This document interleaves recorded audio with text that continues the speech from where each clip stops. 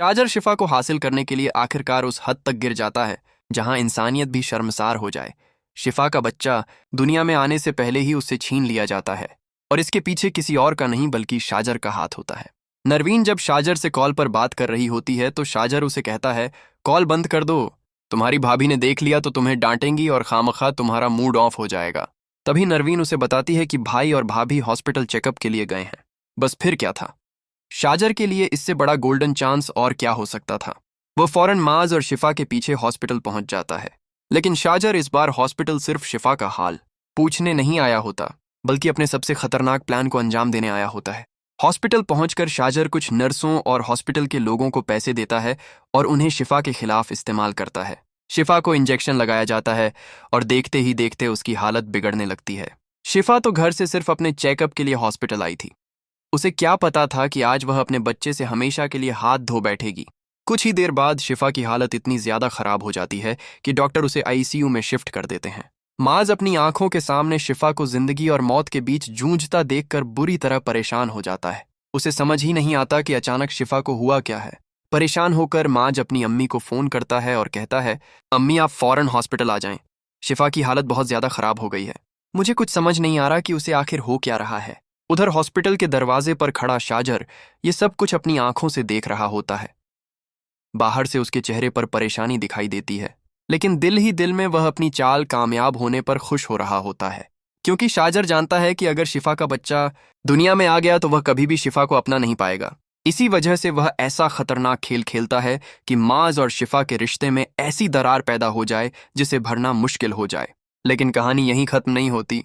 घर वापस आने के बाद शिफा और शाजर की वजह से माज के सामने ऐसी तल्ख कलामी होती है कि पूरा माहौल खराब हो जाता है। शिफा माज को समझाते हुए कहती है कि तुम्हारा ये दोस्त तुम्हें बर्बाद करके ही छोड़ेगा। मेरी बात लिख लो और एक दिन तुम्हें मेरी बात जरूर याद आएगी। लेकिन माज को शिफा की बात पर गुस्सा आ जाता है। वह उल्टा शिफा से कहता है कि मुझे शाजर की तरफ से तो कुछ गलत नहीं लगता, बल्कि मुझे तुम्हारी तरफ से लगता है। माज के शक की वजह से शिफा पूरी तरह टूट जाती है। वह तो शाजर की असलियत बताकर अपने पति और अपने घर को आने वाले खतरे से बचाना चाहती थी, लेकिन कोई उसकी बात समझने के लिए तैयार ही नहीं होता। इसी दौरान शाजर की तरफदारी करते हुए माज की माँ भी शिफा को खूब डांटती है और कहती है कि शाजर इस घर का होने वाला दामाद है।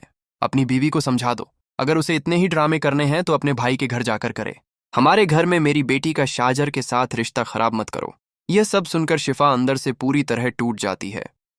उसे क्या पता था कि जिस इंसान को वह सबके लिए खतरा समझकर चेतावनी दे रही है, वही इंसान उसके खिलाफ इतनी बड़ी साजिश रच चुका है।